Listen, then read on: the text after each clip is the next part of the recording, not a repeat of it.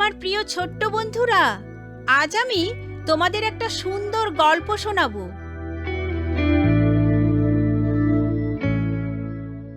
শোকের একটি বড় দিন। আনিতি সব ঝেড়ে ফেলে বিছানায় চলে গেল। হঠাৎ কি তার মনে পড়ল, আরে বড়দিন তো! ওই চিন্তা মাথায় আসাতে লাফ দিয়ে উঠে পড়ল। ড্যানি, ড্যানি, তুমি কোথায়? সম্মুখের দরজায় দ্রুত চলে এসো আনিতি। বাহিরে তুমি কি করছো? তুমি কি অসুস্থ হতে চাও? আনিতি, সান্তা ক্লজ এখানে এসেছে। তুমি বলেছিলে এই পাহাড়ে সে আমাদের কাছে আসতে পারবে না, কিন্তু আমি আমার লাল ফিতা বাহিরে ঝুলিয়ে দিয়েছি আর তাকিয়ে আছি। তিনি আমার জন্য কিছু উপহার সামগ্রী নিয়ে এসেছেন। আনিতি তাকিয়ে তা দেখল। একটি বরফের মতো সাদা বিড়ালছানা নরম চটি চাটছে। ড্যানি তা ঘরের মধ্যে নিয়ে এলো। আমি ওর নাম রাখবো সাদা বরফ। আমি খুবই আনন্দিত। ড্যানি এক বাটি গরম দুধ ছানাটিকে দিল, আর আনিতি তার ঠাকুমার আরাম কেদারায় বসে তাদের কর্মকাণ্ড দেখতে লাগলো। চিন্তা করতে করতে তার বিগত 5 বছরের শুভ বড়দিনের কথা মনে জাগলো। তখন তার বয়স ছিল 7 বছর। সে তাদের প্রতিবেশী ও তাদের ছেলে লুকের সাথে গির্জায় যাবার অনুমতি পেয়েছিল। গান ছিল বড়ই হৃদয়গ্রাহী, আর পালক শিশু যিশুর বিষয়ে কথা বলছিলেন। কিন্তু সে লোভাতুরা আলকাতরা চুলের বালক লুকের সঙ্গ দিতে পারছিল না। সে আনিতির আদা দেওয়া কুকির জন্য অনুরোধ জানাচ্ছিল, কিন্তু সে তাকে তা দেয়নি, একটাও না।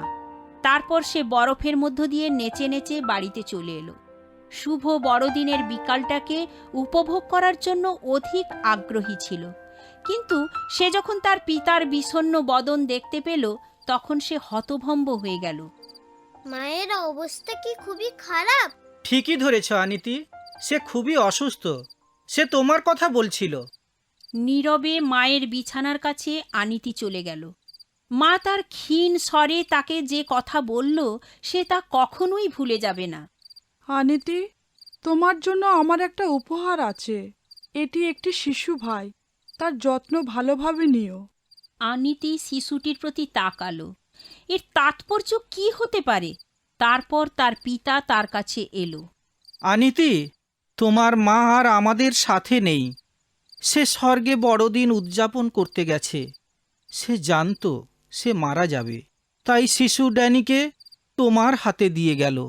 আনিতি কেঁদে কেটে তার পিতার বাহুতে ঘুমিয়ে পড়ল। তার জন্য এটা ছিল শোকের বড়দিন। আনিতি এতটাই চিন্তামগ্ন হয়ে পড়ল যে ঠাকুমার রুমের মধ্যে কখন যে প্রবেশ করল তা বুঝতেই পারল না। ঠাকুমা, তুমি কি স্বর্গের বিষয়ে আমাদের কিছু বলতে পারো? ঠাকুমা তখন বলল, স্বর্গ এমন একটি সুন্দর স্থান, সেখানে আর কোনো কান্না বা অশ্রু থাকবে না। এ বর্ণনা শুনে ড্যানি খুবই পছন্দ করল, কিন্তু আনিতির হৃদয়ে তখনও লুকের বিষয়ে একটা খটকা থেকে গেল। তার হৃদয়ে যিশুর জন্য কোনো খালি স্থান রইল না। আর এ কারণেই সকলে উত্তরোত্তর দুর্দশাগ্রস্ত হয়ে পড়ল। পরবর্তী নাটকে দেখতে পাবে এ গল্পের পরিণতি। বাই বাই ছোট্ট বন্ধুরা, আমি অতসী। তোমাদের প্রশ্নের উত্তর পেতে চিঠি লেখো।